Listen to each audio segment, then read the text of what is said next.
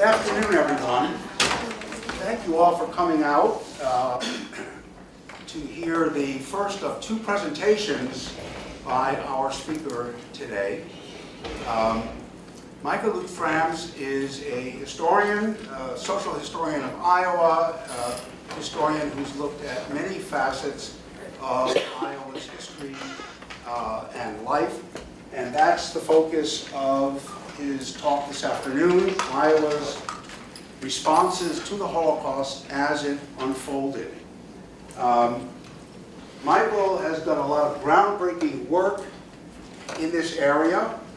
11 years ago, his exhibit on the Scattergood Hostel, which you're going to hear about a lot this afternoon, was at the Grout Museum in Waterloo, and that's how I really came to know about Michael and his work. And one of the legacies of his work is on the grounds of the state capitol in Des Moines. And I just want to show you, to make sure that you all know that Iowa's connections to the Holocaust are now an official matter of business, that we have on the grounds of the Iowa State Capitol an Iowa Holocaust Memorial. And on one of these aluminum panels is a quote from Michael dealing with the response of Iowans to the refugee crisis of the 1930s and early 40s. I hope all of you will have a chance either to look at the memorial online, which you can do, or if you go to Des Moines, to walk onto the grounds of the state capitol and see this memorial to the Holocaust with the gold dome of the Capitol in the background. We are the first state to have a Holocaust memorial on the grounds of a state capitol. And I think it's a tribute to the vision of all of the people who made that happen, to make that connection so clear between an event that took place on distant shores and everything that happened in this state in response to that. Michael's the person to talk to you about that. I just want to say before I give him the floor that this presentation is sponsored by a number of organizations: the UNI Center for Holocaust and Genocide Education, the student organization Weisz, which stands for Refugee and Immigrant Support and Empowerment. Outside you can see a display of that organization's work, and there are announcements of a meeting this coming Monday. If any of you are interested in becoming part of that organization, you're more than welcome to join. In addition, the Department of Philosophy of the World Religions is a sponsor of this event, as well as the Cedar Falls Quaker meeting. So again, very, very happy that you're here, and now it's my real privilege to introduce our speaker, Michael Luke Frams. So, thank you, Stephen, and the colleagues who are sponsoring this. I want to say right out that indeed there will be two programs today. This one now about how Iowans have responded to refugees in the past, and tonight I'll be speaking about the refugee crisis in Europe because I spent a lot of time in Europe. What's interesting is while we were waiting to come into this room, I wandered across the hallway into, I think what Stephen said was the former reading room. This must have been the library building at one point.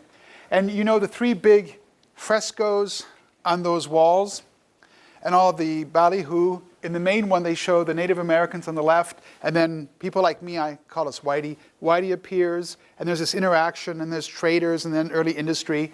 And there's all these words at the bottom of each panel. And some of the words include past and progress. I find it very interesting. It's like there's the past, all these dark savages running around, and then Whitey comes with civilization and the great torch of knowledge. And what's interesting is that on that fresco, there's a little white settler boy grabbing a little Native American boy by the backside, and they're sort of smiling. Although the little Indian boy isn't having the best time, you can tell by his face, but the little white kid is grabbing and you just see the fingers digging into the flesh of the Native American kid. What strikes me about that is that refugees always implies there's a group of people leaving one area, going to another area where there are another group of people probably already living.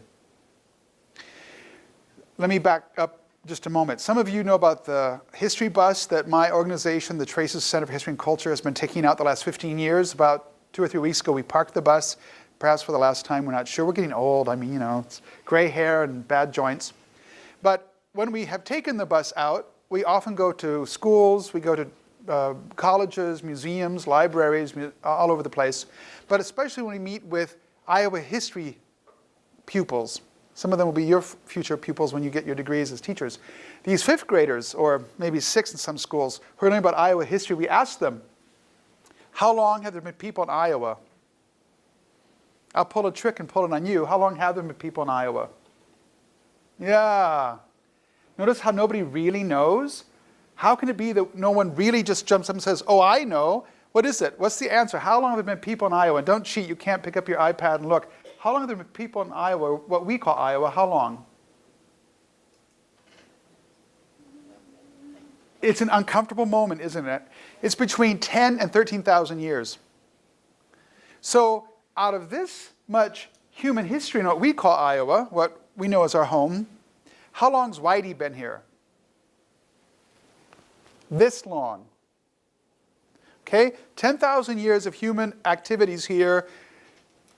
Campfires, hunts, ceremonies, death, mourning, laughter, children, love, hate, war. 10,000 years, and we know almost nothing about the people before us, but when we think of Iowa, we think of us. So part of what I have to talk about when talking about the past and progress is you have what I'll simplify as white history in Iowa. And then there'd be, if you want to use those terms, a red history in Iowa. But what's interesting about Iowans, and I'm one of those who've actually grown up here, my people have been in Iowa since the 1830s, there's also white on white history. Now, Iowans are very curious people. I love Iowans. I'm one of us, one of you. But we're not like everybody else in the Midwest. There is, I'm told, a Swedish museum in Chicago. There's a Swedish institute in South Minneapolis. There may be a Czech festival, some little town in Nebraska I've heard of, but nowhere else do I know, and my job takes me through all 12 Midwest states all the time, nowhere else do I know in the whole heartland of this United States are there so many ethnic museums or groups focused on Whitey. You know there's the Czechoslovak Museum in Cedar Rapids. I think Madeleine Albright was just there. There's the Norwegian American in Decorah. There's the German American in Davenport. The list goes on. And they're obscure. There's the French at Corning who had a commune. The Capitol building that Stephen just showed you was designed by a French man who'd come to a commune called Icaria at Corning, and they believed in free love. It was called for the guy Icarus, who got too close to the sun and his wings melted and he fell to earth. So there are all these traces of white history in Iowa. For some reason, Iowans have for a long time been very ethnic conscious about Whitey. So let alone the Native Americans or African Americans or Asian Americans. And a footnote, by the way, because you're going to become teachers, the first mosque in America, I'm told, was built in the 1890s in Cedar Rapids. How did that happen? If this were a different lecture, I would tell you how that happened, but that's not our topic today. So here you've got this group of Iowans who are very ethnically aware, especially of their own identity, their own origins. What also is a common knowledge, if you scratch beneath the surface, is that Iowans for a long time have fought for equality. Now, the first women admitted to a state college were what's now the University of Iowa in Iowa City, 1840s, I think. But also in the Civil War, the most American soldiers to fight in the Civil War, North or South, came from Iowa. And we had almost no African Americans, and we had as good as no slaves. So it's interesting that already early on, the territorial government, one of its first issues it dealt with was slavery. They voted no. But not so long later, the Iowa legislature, after statehood, talked about, well, can African Americans go into a shop in Davenport or Muscatine and be refused service? No. And so right early on, before it was even plausible in Missouri or other neighboring states, Iowa was saying, no, we don't believe in that. Just because you're different skin color, you shouldn't be able to be humiliated or denied service in a shop or a service business. Now, as a historian, my PhD is from Humboldt-Universität in Berlin. I have an obligation to make history complicated. So today I'll do all I can to bring up all the nuances of this story. It is a kind of Schindler's List on the Prairie. That's what one of you came in and asked, is this what Schindler's List? Yes, this is the story of Schindler's List on the Prairie. But I'm not going to let us get off the hook too easily that we Iowans, especially we Iowa Quakers, did this great thing without any critique. There are some points of critique. So I've just told you about, we Iowans have a long history of looking for institutionalized fairness, and it's true. However, in the 1920s, there were also tens of thousands of Iowans who were in the KKK. I know because the man I was named for, my great-grandfather, George Michael Lewick, was in the KKK. And before you shake your head and wag your finger, there were tens of thousands of Iowa KKK members in the 1920s. When I grew up in the 60s and 70s in Iowa, we wanted to think that KKK nonsense was a Southern disease, those ignorant, low-class Southern whites. Well, guess what? They marched down Locust Avenue in Des Moines. We have pictures in the 20s of thousands of KKK members. If you go through any of the little newspapers, I've done it recently with a friend up in Decorah who's with the Winnebago County Historical Society. All those papers from Waukon, Olwine, Dubuque, Charles City, they were everywhere. We just got our bus off the third of 3 bus tours. Literally, every town we went to, people would come up and say, well, actually, they used to burn the cross down in my uncle's. There was a pasture past his. Okay, when we were in northwest Iowa, someone said, oh, the mound in Ocheyedan, the KKK used to burn crosses at the top of Iowa's highest peak. I had been there only, ironically, a couple days earlier going on a hike. It's very beautiful. I didn't know that there had been big crosses blazing in the night there in the 20s. To mix up the mix yet again, the other direction, when I went to the Library of Congress in the 1990s, I was at Humboldt-Universität writing the book about Scattergood and doing the research. I interviewed 40 former refugees and staff members. I went to the Library of Congress because I was first going to argue my doctoral thesis, there was horrible Quakers taking away the self-described or native culture of those refugees. Well, it didn't work out like that. I'll tell you about that later, perhaps. But as I first tried to approach my thesis, documenting, multiculturalism and how the staff at Scattergood failed to preserve the Germans and the Hungarians and the Russians' own culture, they were trying to Americanize them.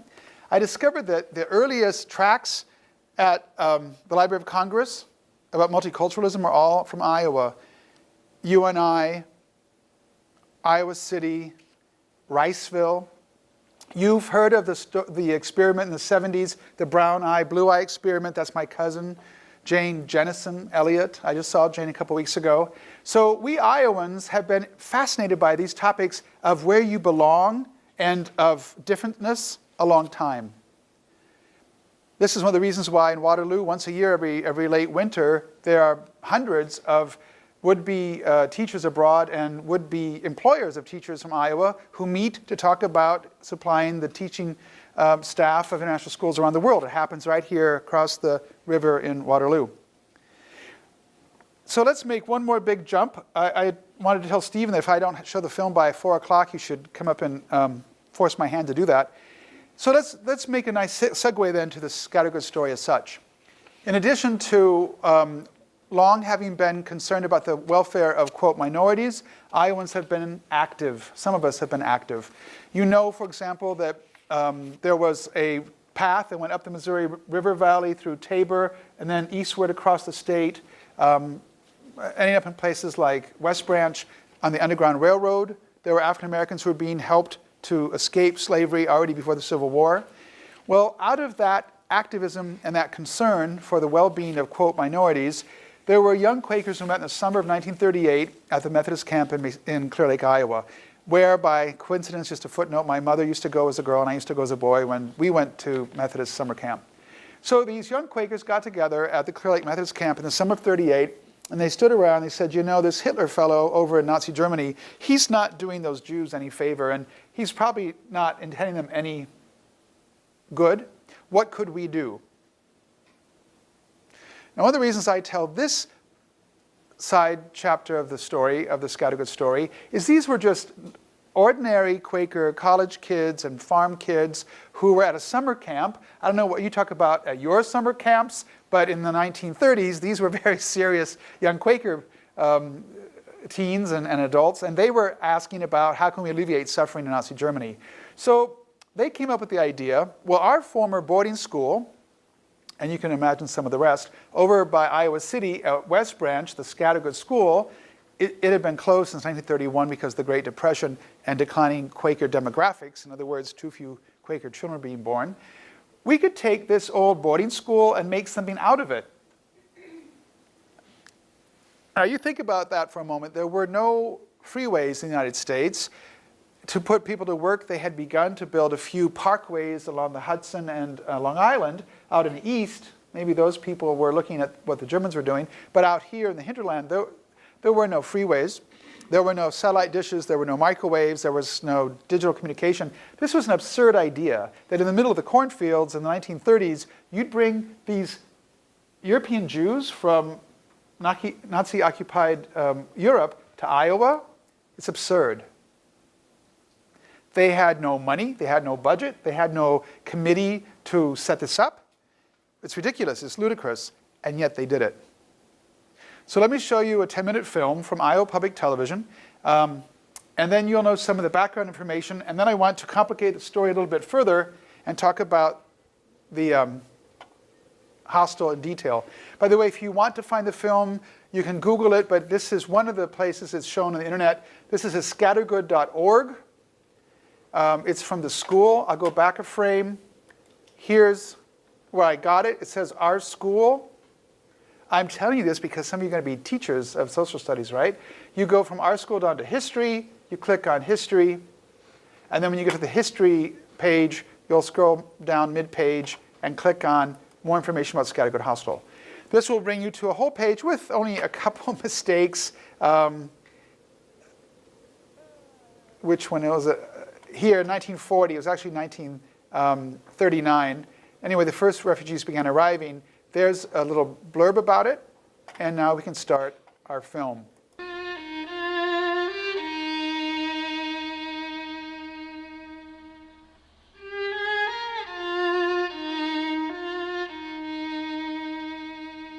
For the 1939 residents of West Branch, Iowa, this gravel lane served as the main route into town.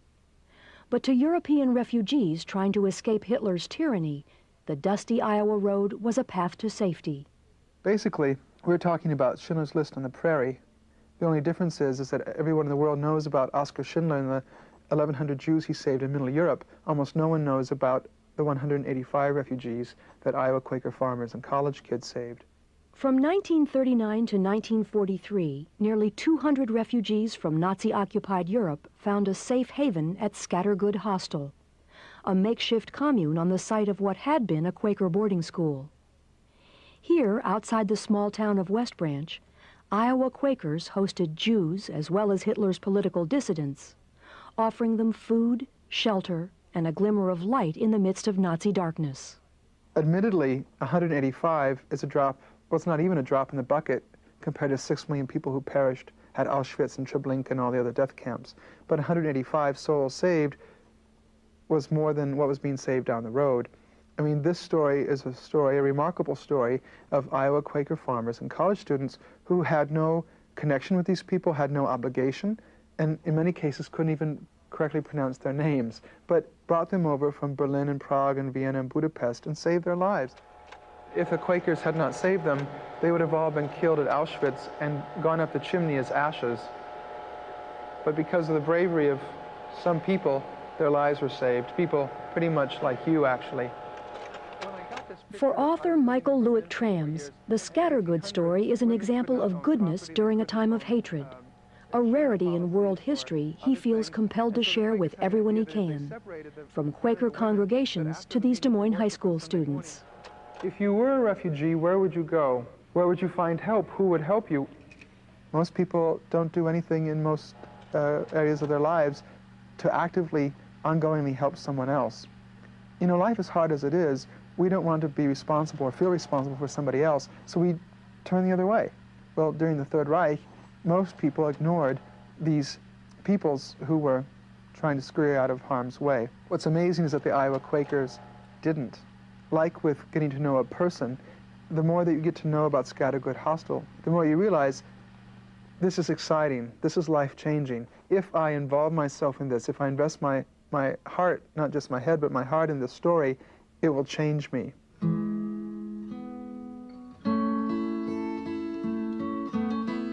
For Michael, pictures of Scattergood offer a glimpse into just how unique the hostel really was.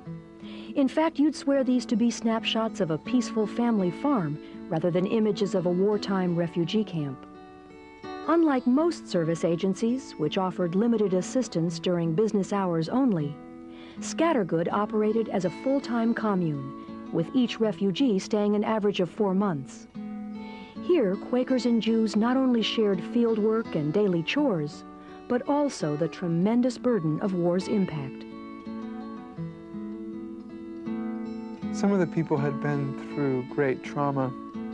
Some had known hunger, had been beaten. Some had been in Dachau. Another refugee would come down to the pantry at night and steal lard. He had known severe hunger in a camp and just eat lard to regain weight and to satisfy his hunger.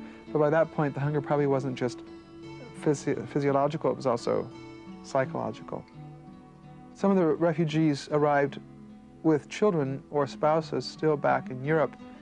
Some of them would pace the hallway at night when they couldn't sleep, back and forth, back and forth.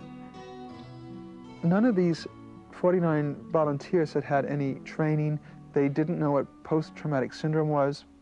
They hadn't been instructed in psychology or in counseling, and yet they came and gave what they had the most of, which was vitality and enthusiasm, idealism, and love.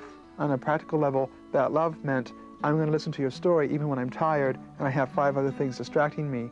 Love means that when you're hurting, I'm strong enough to ask you what you're hurting about, and we'll really listen to the answer. There's something that all of us could do to help out the life of someone. While Quaker representatives in Europe helped refugees secure immediate needs like visas and passage money, Iowa Quakers, with their modest resources, channeled efforts into long-reaching acts of human kindness, opening their homes to the war-torn Europeans whose harrowing escapes had led them to the United States. In addition to therapeutic social activities, the Scattergood staff provided health care, language classes, and job training, hoping to give refugees, or guests as they were called, a foundation on which to rebuild their lives. They wanted these tattered and tired people to feel that they were worthy of respect. Even if they learned fabulous English and they could work wonders with a hammer and saw, if the people had not found their own centers, if they had not rediscovered themselves while at Scattergood, all the practical training in the world would not have made a big difference. When you're under that much attack, under that much stress, I think your soul goes on vacation. You have to vacate your life, your biography, your body, just to survive. At Scattergood Hostel, people's souls, people's spirits could rejoin their bodies, the biographies. People could rest. The Quakers intended this a place to be where people could regather themselves, and indeed that's what happened. Of the 23 children who passed through Scattergood, all but 3 became either teachers, psychologists, or social workers, each demonstrating a desire to share the goodness found on the Iowa prairie. For the young guests, Scattergood was an introduction to Midwestern treats, like marshmallows and pony rides.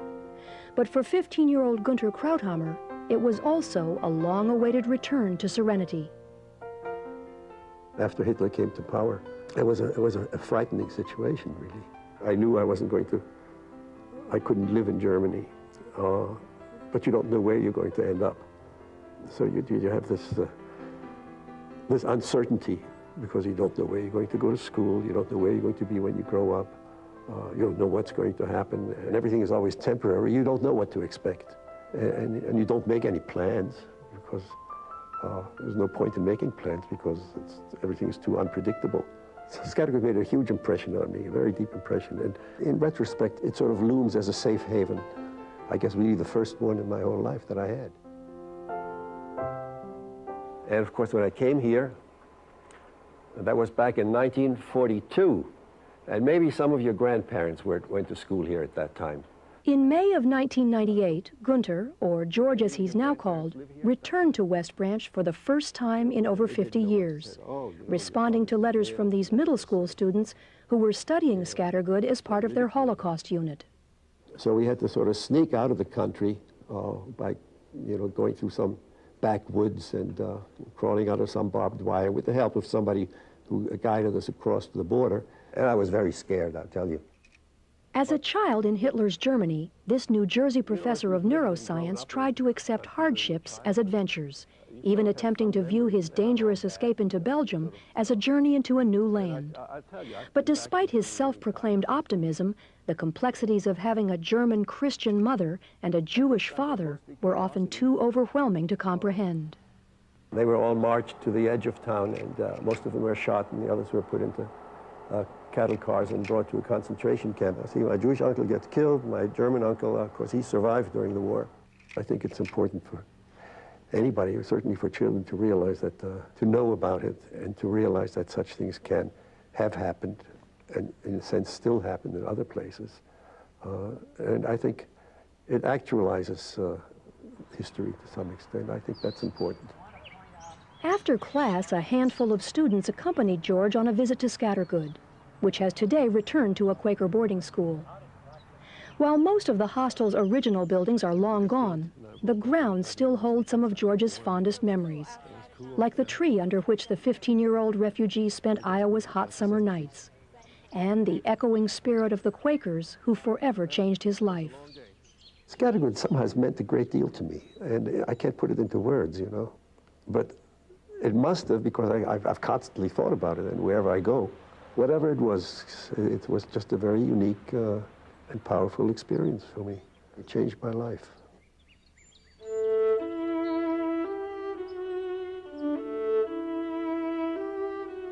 In the beginning, Scattergood was created to counter the tragedies of racism, but ironically, it was racism itself that brought the hostel to a close. In later years, as the war in Europe escalated, it became nearly impossible for European refugees to find safe passage to Scattergood. The Iowa Quakers then turned their attention to Japanese Americans who had been forced into relocation camps. However, the West Branch residents, who had once embraced European refugees, now vehemently refused to accept Japanese Americans into their town.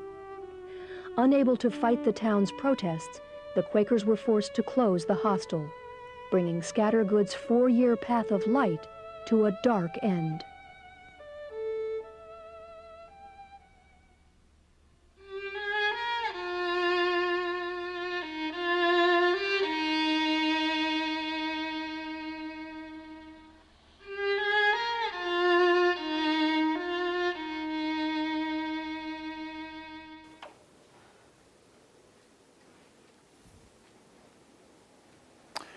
Those who can come back tonight will hear me talking about the refugee crisis in Europe. I've lived in Europe 16 years, 13 of which have been in Germany. And as a German American, but not a German, I watch with great interest how the Germans are dealing with mostly Syrians or Iraqis, but refugees from all over the world, really. It's a lot of people. And when I think about this story of how some Iowans, notice I'm trying to qualify, some Iowans reacted to refugees then, I'm always trying to make sense out of it. The end of the story isn't particularly happy. Could you turn on this light? Thank you. When the Quakers finally had black numbers, they didn't have red numbers, they'd run at a deficit 3.5 to 4 years they had their hostel, but the last year or 6 months for sure, they finally had a little bit of a playing room with a budget. They had enough money to buy actual food and some school books and blankets and stuff. So right when they were ready to really take good care of these refugees, the war in Europe, as my good twin in the film said, everybody was me, but as the narrator says, the war in Europe was so intense they couldn't get out of Europe to get to Iowa. So what did the Quakers try to do? They tried to convince their fellow Americans, their fellow Iowans, mostly non-Quakers, around them in West Branch, Tipton area, oh, we could bring Japanese American internees. What's the operative word? Second one I said, Japanese American internees. The answer was no, and it was vehement. It was like in a B-rate movie. The FBI came out from Chicago, looked at the situation. The man's name was Diamond. I assume he might have been a Jew from Diamant, although it's not a very typical Anglo name. But he even brought his wife, I'm not quite sure, but they dined at Scattergood, they met the refugees, and he said he saw no problem bringing the internees. Americans born here, or some of them immigrants from the 20s or before, but certainly almost all the children were born in the United States and therefore were citizens. They should be brought to Iowa out of the desert camps behind barbed wire, which isn't a very hospitable environment. And we could have brought them to Iowa. No. So part of what's working here, there's a narrative. And if you're going to teach history, really, you have to start working with narratives. I myself began, as I alluded earlier during my doctoral work, with a certain narrative that I later found out from the refugees I interviewed was bunk. I was going to write about how the Quakers didn't honor the ethnic origins of those people, but tried to Americanize them. My whole beautiful thesis crumbled in an instant when I met refugee after refugee after refugee who said, you don't understand, it was a time of war. We wanted to lose our German accents. We didn't want to go into shops to buy groceries and go in there with strong German accents and ask for the flour or the eggs. So they said, we really wanted to integrate. So I had to look for a new thesis. I found one. You can buy the book and find out what it was. So I think a good student of history, but also a good teacher of history, has to be willing to take one's own narrative and to bring it up for examination all the time. Is this just my narrative, or does it hold water? That's what a really good historian does. When I was over just now again, I can't get enough of it, I was looking at the mural across the way. You know, that is a huge mural, maybe 50 feet long, and then the two side wings. You've got over 100 feet of a certain narrative. It's beautiful. It's got Maxfield Parrish colors, the teens, early 20s motifs of the Indian, the noble savage, and the settler. In fact, the words, I was trying to remember the words, settler, trader, play, I don't know what that, industry, agriculture, America, state, and over here at the top, the end, it says peace. So, you know, that's a narrative. Who are we whiteys who've been living in Iowa these last 150, 100 years? And what do we do with people who arrive? Well, some of the latecomers, some of these German and Hungarian and Polish Jews, we accepted them, but now we should complicate the story a little bit more. By the way, I'll get back to this. I keep showing the Black Hawk Hotel on the screen. Maybe before I dismiss you, we'll have time to go back to that. I want to make a comment about that. If you go to traces.org, you can find out some of the background of the story of Iowa, of the Midwest in World War II. Specifically, you can learn about, let's see, where do we start? 1933, Anne Frank, the little German Jewish girl who fled Nazi-occupied Germany with her parents. They went to live in Amsterdam, as you know. You probably didn't know she had a pen pal in Iowa. Before she went to hiding, Anne Frank wrote to Juanita Wagner, and her older sister, Margaret Frank, wrote to Betty Ann Wagner, Juanita's sister. We found Betty Ann in those days. This was the 90s, I think. She was working for the Salvation Army church in greater Los Angeles. Juanita was dead by then. But we did indeed talk about what was it like to be the pen pals of the two Frank sisters, and then all of a sudden, the letters quit coming.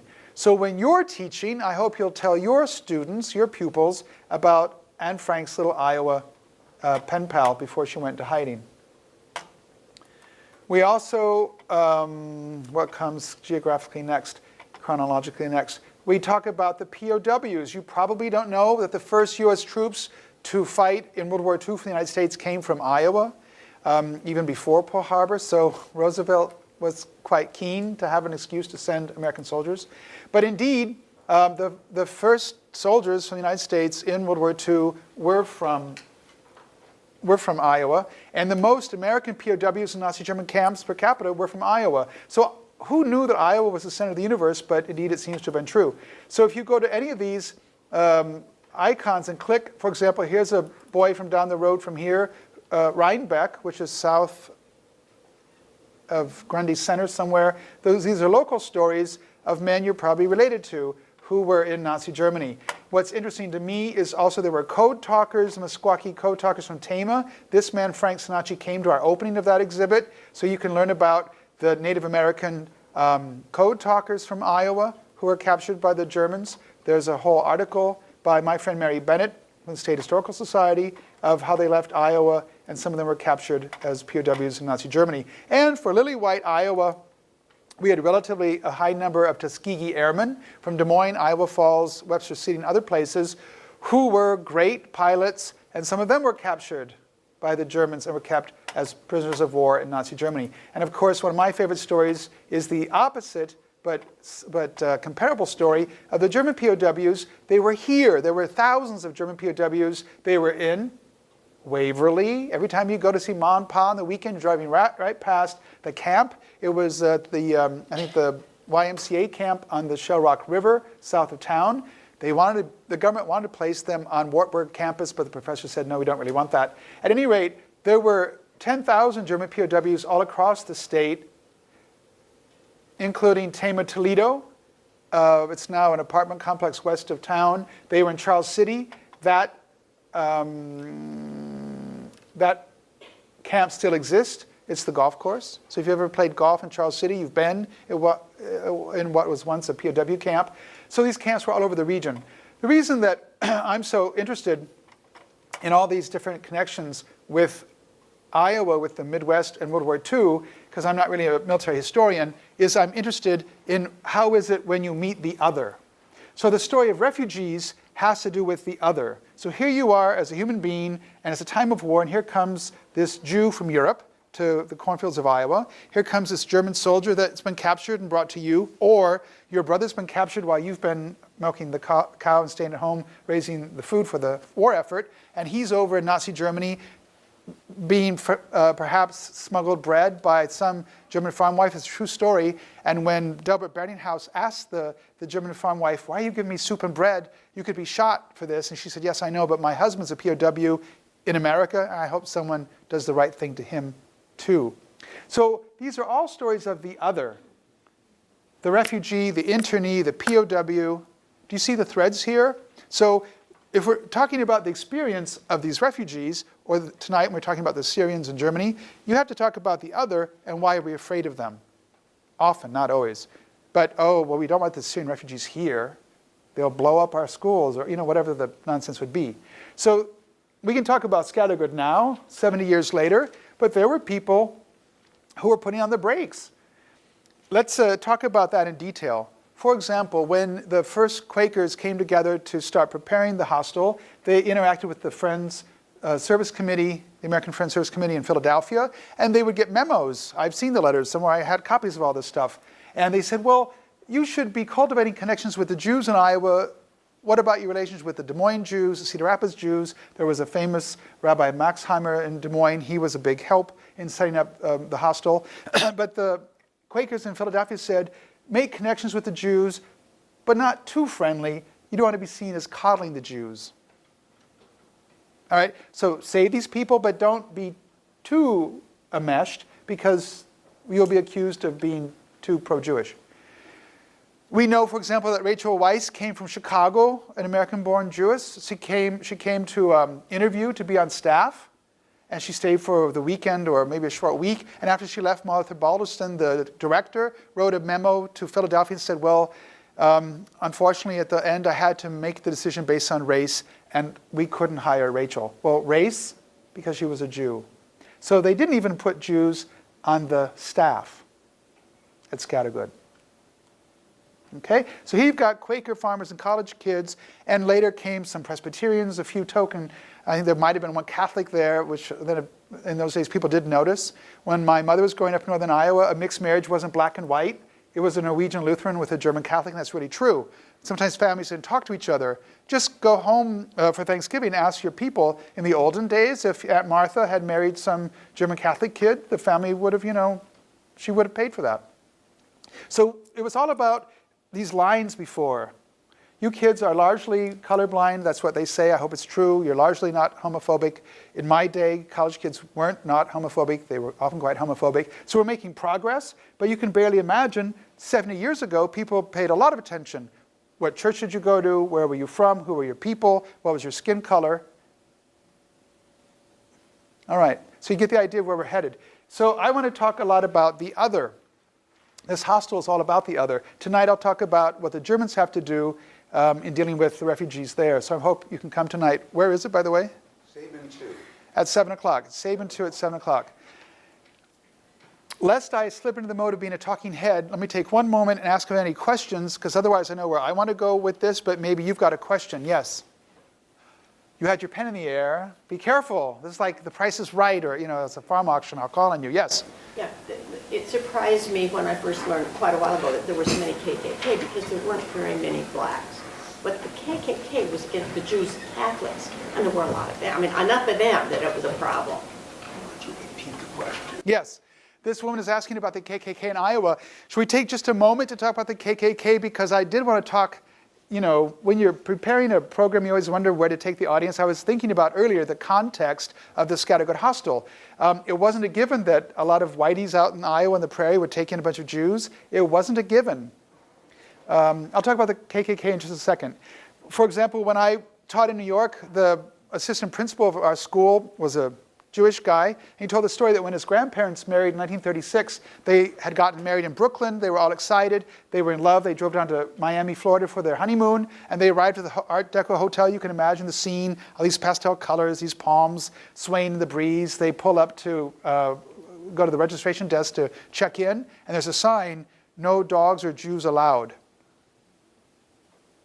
You're surprised. I'm not. We know that Minneapolis was a very anti-Semitic town. That's unfortunate. Sorry about that. We know that Minneapolis it's been called the capital of anti-Semitism in America in those days. I have to find out if I can find it. If you go to our website, start digging around, and hope it wasn't something that I said. Start digging around and look around. Indeed, anti-Semitism in the capital of anti-Semitism in the United States, Minneapolis, there was a lot of anti-Semitism. Our friend Irving Kelman used to go out with the history bus. He was born in a hospital in St. Paul, the only place where Jewish doctors could work. There wasn't a Jewish hospital. Okay, so these things weren't given. We talk about Henry Ford. He was here, he's shown here giving an award of honor from the Nazi regime. He was very anti-Semitic. His Ford motor car sponsored newspaper, the Dearborn Independent, whatever it's called, was vehemently anti-Jewish. Charles Lindbergh came to Des Moines. That's where that photo was taken. Here he is with Goering, also being awarded an Iron Cross from the Nazi regime. The American Bund did attract people who supported often anti-Semitic and certainly pro-German ideas. Here's a parade of them down Fifth Avenue in Manhattan. So do go to the website later and look around. When you get to the diplomats, which is where I was headed actually, if you check out from the library the diary of Ambassador Dodd, he was a Southerner, but a history professor at the University of Chicago. That's why I included him in the lineup of Midwesterners. He took his adult daughter, who'd been a journalist at the Chicago Tribune, his adult son, who was then a student in Nazi Germany for a while. And when they got to Germany, he wrote in his diary how it killed him. Every day, all these German Jews would come and explain how they're being marginalized every day, increasing laws all the time. Jews can't ride the streetcars anymore. They certainly couldn't practice law or medicine anymore. They couldn't live in certain neighborhoods. Eventually had to give up their gold rings. I mean, it got worse and absurd. Eventually, Jews couldn't have caged birds. They couldn't have house pets. They couldn't have radios. At any rate, William Dodd is writing about this in his diary, but even before they left the United States, on the way from Chicago to New York to wait for the ship to leave for Nazi Germany for his new assignment, spring of 1933, they're invited home one night by a big financier in New York who invites the Dodds to his apartment in Upper East Side of New York, and they go upstairs, and basically over dinner he says, well, when you're over representing the United States and all these Jews, just let Hitler have his way. It'll get rid of some of these people. I mean, he could say that at dinner, and he didn't even seem to be embarrassed by it. So there was a level of anti-Semitism that we can't imagine that really existed. That's a context you have to have. And now back to our colleague's question about the KKK. Indeed, Iowa had almost no black people in the 20s. I was 12 when I met a black person for the first time in northern Iowa as a kid in the 70s. So what was going on with the KKK in Iowa? So whitey people like me go over to Germany to fight the emperor, the Kaiser, and while we are gone, headhunters go to Brooklyn and they bring Italian immigrant laborers to South Des Moines. They go to South St. Paul, Minnesota. They go to Scranton and bring Croats to Council Bluffs, where there are also a lot of Serbs, Croats in Council Bluffs. They bring Irish out from Boston, and they go to the Delta states of Louisiana, Mississippi, Alabama, and they bring African Americans to Waterloo. They bring them to Omaha, to the packing yards. And so there are all these, quote, ethnic groups. The Greeks in Mason City were brought also at that time. So while Whitey's out fighting, the Kaiser, and many of the Iowa boys were German American, there are all these new, quote, minorities that are populating the state, these little pockets filling in the wartime labor shortage. Well, when the war is over, and we weren't in it very long, we were long enough to get awfully rich from it, Whitey comes back, and it's easy to push the girls back home into the hearth because it's the late Victorian era. Women and girls had cut off their long hair, they got rid of the big hats, they got rid of the corsets and the long skirts because they were driving the streetcars in Waterloo, they were working in the factories in Ottumwa, they were out in the fields in the newly introduced tractors to increase farm production. So it was easy to push the women and girls back into the home because that's what you did with women. You just pushed them around in those days. But when you got to the Irish and Italian and Croatian heads of families that had to feed their children, you couldn't just push them out. And the Klan arose in this vacuum. The Klan wasn't pro-Jewish, but it was especially anti-Catholic. Above all, the Iowa Klan, the Midwest Klan, was getting those horrible Catholics out of here, taking our jobs. All right, I'm not a Marxist, but Karl Marx talked a lot about how the germ of every social conflict has an economic spark, and I guess he's probably right. But certainly in this case, good old-fashioned Trumpism, Americanism, whiteism was a good smokescreen for economic competition. Let's get these Catholics out of here, those dirty Italians, okay, you get the idea. So if you fast forward from the 20s to the 30s, it is amazing that the Quakers brought these Jews and others. I should make a footnote that of the 185 people at Scattergood, my best guess, because the Quakers never wrote down who's a Jew and who's not, but my best guess from last names and from interviews is probably 85% of the people were Jewish, of Jewish background, but there were also socialists. There was a Catholic socialist activist from Vienna with his family. There were artists. There were members of the Reichstag. It's actually quite amazing that former members of the German parliament ended up in Iowa. Maria Euchartz was the first woman to address parliament after the Kaiser fell. So she was right there advancing women's rights in Weimar, Germany in the 20s, in the late teens, addressing the convening Democrats in Weimar.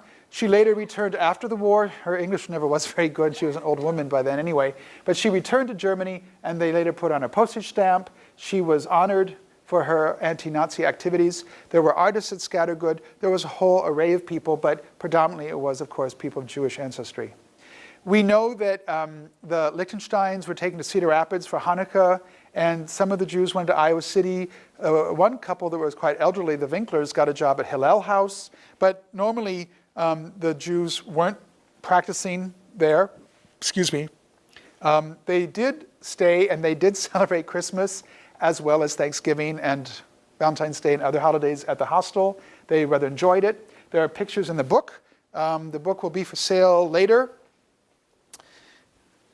There are pictures of little Jewish children under the Christmas tree at Scattergood. Now again, I, as a young academic, wanted to find the politically correct, and it was incorrect, angle for my dissertation. Oh, those horrible Quakers not respecting the ethnic backgrounds of the refugees. They said, we enjoyed it. And besides, Christmas in Germany has a huge standing culturally in the country for all kinds of people.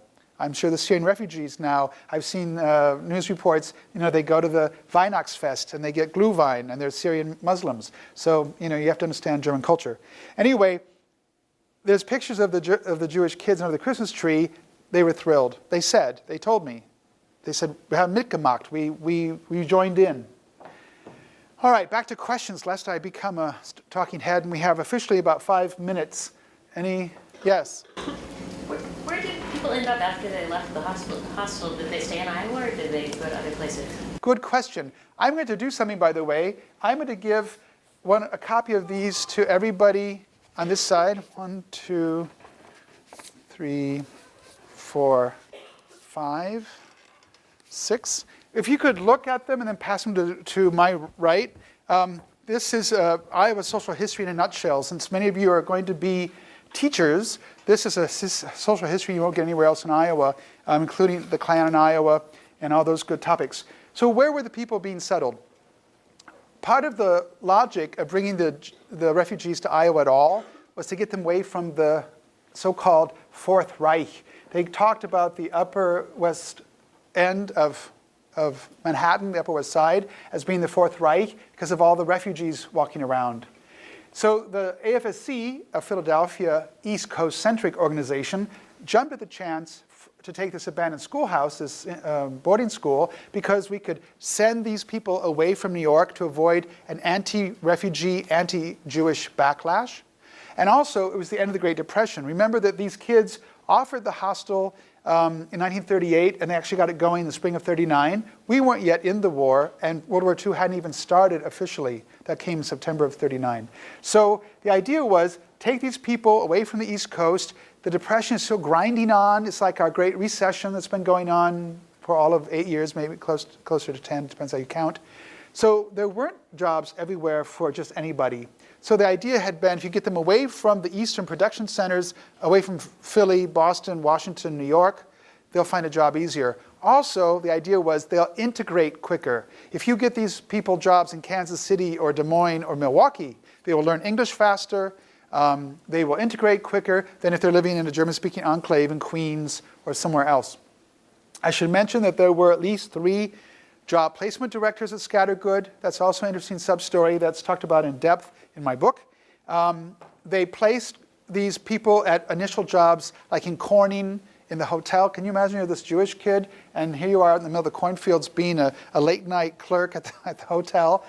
English is not yet the world language, it's still French. So many of the people arrived with not much English or very good English. So these people were put strategically in Peoria, Illinois. They were put in Duluth, Minnesota. The Krauthammers, you saw George, or now he goes back to being called Gunther. Thank you for passing those. I appreciate that. They should all migrate to the end by the end. The Krauthammers were sent to Duluth, where his father got a first job as a manager of the YMCA kitchen. So, I mean, here he'd been an artist, a literary engaged person in Berlin. His friends included Hans Eisler and Bertolt Brecht. They lived in the Judengasse, the Jewish lane behind the Rotes Rathaus, the Red City Hall in Berlin, which still exists. It's been rebuilt since the war. They lived just behind it in Judengasse, and here he was. They were in Duluth, Minnesota. It was a big shock. So these people, almost all, later drifted to Chicago or to New York. The idea had been settle them out across the country. Most of them ended up in New York and Chicago. They didn't want to stay in Corning or Duluth. It wasn't a good fit. Other questions? Yes? When you showed a picture of different groups in the Midwest, you mentioned American Boot. And I noticed that George Washington was on the back. And I was wondering if you knew why George Washington was the figurehead for that. The moment we have a problem in Germany, Altreichbürger, the old imperial citizens, there's a group of nutcases in Germany. They just had a shooting a couple days ago in Bavaria where this guy shot 3 police officers coming to his house because he'd raised a flag. The Altreichbürger say that they only observed the 1937 boundary of Germany and that the federal government that exists now isn't a legitimate government. So anytime that these people start sort of a splinter or alternative reality group, they always find some motif. Like these Altbürger people talk about the German Kaiser, who has been gone since 1918, or the old German, the Habsburgian Austrian emperor. So these people find someone to hold up as their leitmotif. So the Bund was saying, well, we're very American. Here's George Washington. We're very American, but we're German Americans who want to bring America back to American ideals. White, Protestant. Does this sound familiar?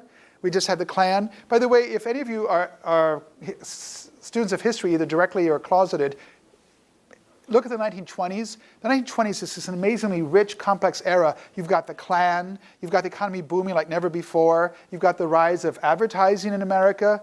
Yes, there had been advertising here, but it was the people who churned out propaganda in World War I who drifted from Washington to New York and began our advertising industry on Madison Avenue. It's an interesting period, this 10-year slot. It was the worst and best of America, but racism, jazz, dancing, bootleg booze flowing, but you get these roots of the Klan in the 20s, and also, of course, these other racist splinter groups. Next question. I saw hands somewhere. Yes? Were there others in Iowa that took in Jews during World War II or before World War II? Not that I know of. I actually am running out of time, I'm afraid, but if you go here and do some searching, there's a button called Rescuers of Jews. Herman Stern was a Jewish immigrant himself to North Dakota. He'd found his fortune. Whoops, they've changed the link on me, I'm sorry. He'd made a fortune in dry goods retailing and brought 125 co-congregates from Frankfurt Main area to North Dakota and the Twin Cities. But there are here 3 other Quaker stories. Quaker Hill came after Scattergood, but it was concurrent for a while and then closed. It was in Richmond, Indiana, and it was really more of an urban site. Here you see they're living in a big house, and some of them got jobs in some of the local Northeast Indiana industry. There was also a project in Cuba. If you get down here to agricultural projects, if I can find it, the Quakers had a center near Havana, Finco Seco Paso or something like that. But there are photographs, if I can find them. It's really quite interesting. Here's Finca Paso Seco, just outside of Havana, an old estate, and they had these European Jews who were then learning Spanish. They were trying to learn tropical agriculture. In total, I found, by the way, I'm going to give some of these to Stephen. These are $5 if you want them. I can't give them out because we have to print them at Trace's Center for History and Culture. And if you want a book, let's say 15, the binding will crack because although they're new books, they were printed in the 2000s and the glue's getting old. Anyway, where was I at? Someone help me. What was the last thing I said?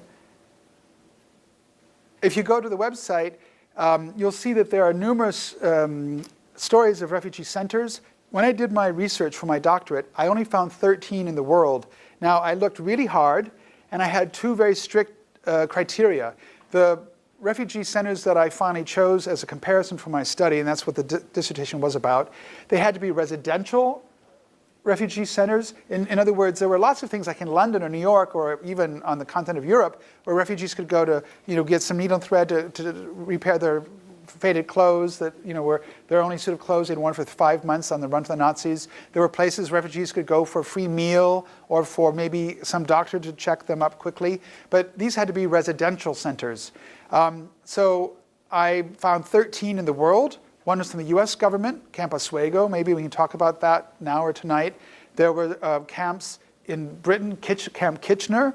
The irony is that the British government set up this camp for refugees and others, and then once Britain got in the war, it took those same people over the age of 16, all the men, and put them in internment camps, like the Isle of Man between England and Ireland. They became prisoners. So they'd been refugees, and then after the war started, the Brits put them in a camp. It was not a very good situation. So the 2 criteria were they had to be residential, and they had to be where the people went voluntarily. They couldn't be a detainment center.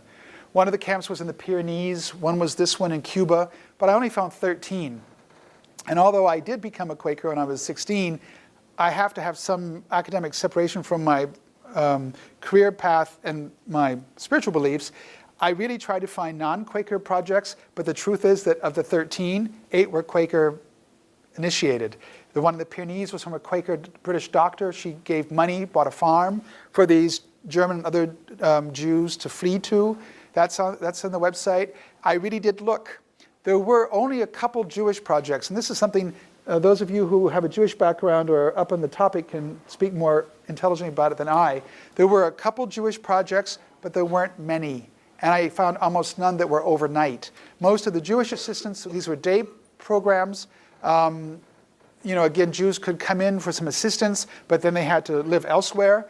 Part of the thinking behind the Quaker projects is these people will integrate a lot faster if they're actually living at Scattergood. It was usually 3 refugees to every American worker. So the idea was we live in such a concentration, they have to speak the language of the staff, they have to learn American ways. It's accelerating the integration process.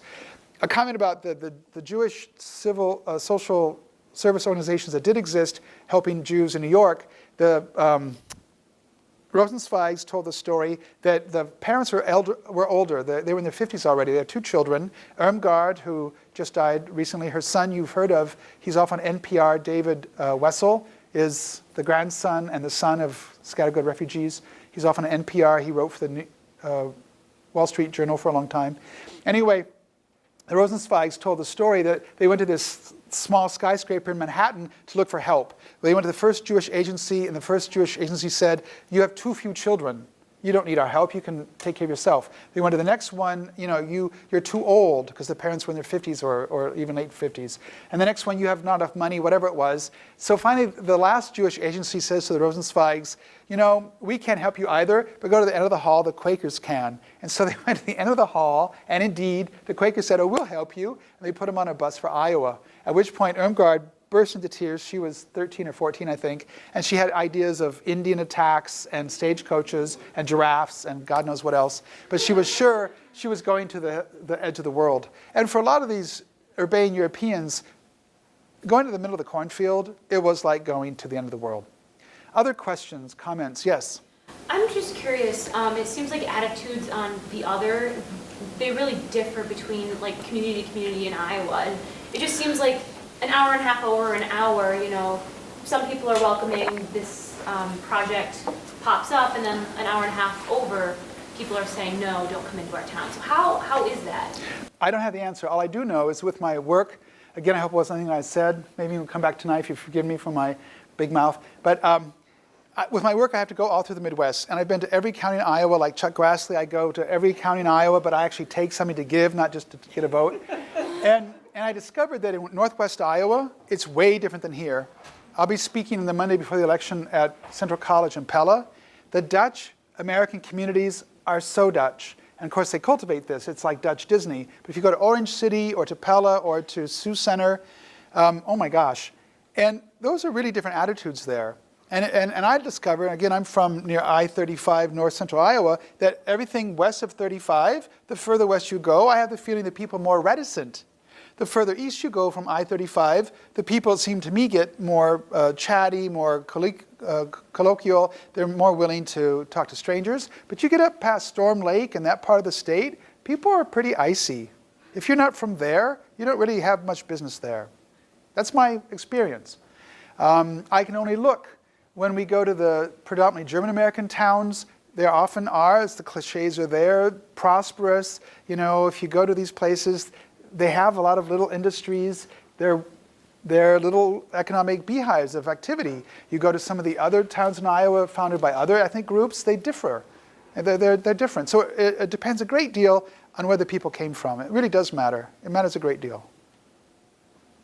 And of course, then, you have what churches were reigning in that town. So the Dutch Reform view of the world is very different from a Baptist view of the world, which is very different from a Quaker view of the world. So even you have among white people, the religious background informs a lot of that family or that community, how people interact with each other. And remember where the word politics comes from. Anybody a taker? Where's the word politics come from? Polis. And what is that? The Greek word for city. So politics and policies and politicians, it all has to do with how do we move in the city? In other words, how do we navigate around each other? How do we share power? Same thing with civics or citizen or civilization. It's from the Latin for city. So the idea was, we live in a contained area, we have to deal with each other. We have to navigate around each other, we have to share power. So politics, civics, civilization, it all has to do with how do you move in the city. And even though they came to the prairie, the people at Scattergood, they were coming to move in a new city, a new language, new norms, new measurements for cooking, no more metric, but the English or American standard. They had to come and find a whole new language, and I don't mean just English either. Any other last questions? This is your last chance for now about Scattergood. All right, I guess we're questioned out. If you want a book, please bring back the ones I passed around. They're available up here. See you tonight at 7. Thanks a lot.